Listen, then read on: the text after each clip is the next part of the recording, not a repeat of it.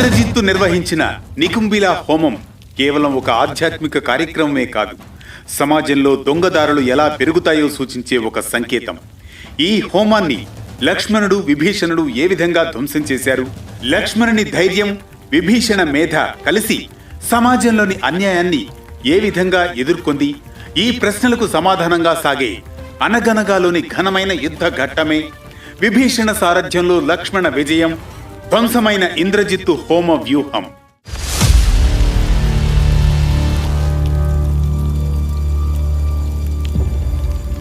అనగనగా అది లంకనగర శివారు ప్రాంతం. అతి రహస్యంగా ఏర్పాటు చేసిన యాగశాల. చుట్టూ రాక్షస సంరక్షకులు, మధ్యలో ఇంద్రజిత్తు మంత్రోచ్చారణ చేస్తూ తపస్సులో మునిగిపోయి ఉన్నాడు. ఇదే సమయంలో ఇంద్రజిత్తు శివార్చనలో లీనమై అమోఘ శక్తిని సంపాదించేందుకు నికుంభిలా హోమం చేయబోతున్నాడు. ఆ యాగం పూర్తయితే అతన్ని ఈ లోకంలో ఏ శస్త్రము చంపలేని స్థితి వచ్చేస్తుంది. ఇంద్రజిత్తును సంహరించాలంటే యాగాన్ని ముందుగా ధ్వంసం చేయాలి. ఇదే లక్ష్యంగా లక్ష్మణుడు హనుమంతుడు రంగంలోకి దిగుతున్నారు. లక్ష్మణ, ఇదే ఆ యాగస్థలం. ఇంద్రజిత్తు నిగూఢ బ్రహ్మాస్త్ర సిద్ధి కోసం పూజ చేస్తున్నాడు. ఆ ఇంద్రజిత్తుకు యాగం మధ్యలో ఆటంకం కలిగించాలి. విభీషణ, ధర్మాన్ని రక్షించడం కోసం దైవాన్ని తప్ప ఏ మహాయోగినైనా ఎదుర్కొంటాను. ఈ మాయలు ఎంత బలంగా ఉన్నా నేను కుంగిపోను. ఒక్కడే వద్దు లక్ష్మణ, నేను నీ వెంట ఉన్నాను.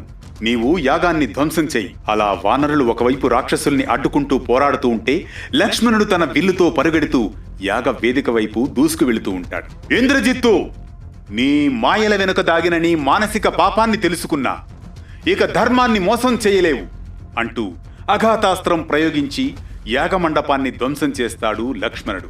ఆ క్షణంలో యాగశక్తి చెదిరిపోతుంది.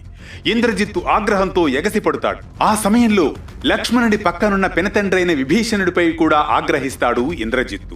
పినతండ్రి, స్వయానా పినతండ్రైన నీవు శత్రువులతో చేతులు కలిపి రక్త సంబంధీకులైన తన వారిని చంపితే చివరకు శత్రువుల చేతిలో నువ్వు కూడా మరణిస్తావు తెలుసా అంటాడు ఇంద్రజిత్తు. అప్పుడు విభీషణుడు, ఇంద్రజిత్తు, నీ తండ్రిలో నీలో పాపం ఉంది కనుకనే ధర్మాత్ముడైన రాముణ్ణి ఆశ్రయించాను.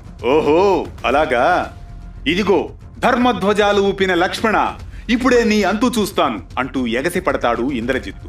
నీ వాగ్దాటి మాయలు కాదు, ఇది ధర్మాన్ని ఛేదించగలిగిన అస్త్రం లోకంలో లేదు. చేతనైతే ఎదుర్కో, చూపించు నీ శక్తి అంటూ ముందుకెళతాడు లక్ష్మణుడు. ఇంద్రజిత్తు కూడా నాగాస్త్రం, ఆగ్నేయాస్త్రం, మాయాజాలాస్త్రం లాంటి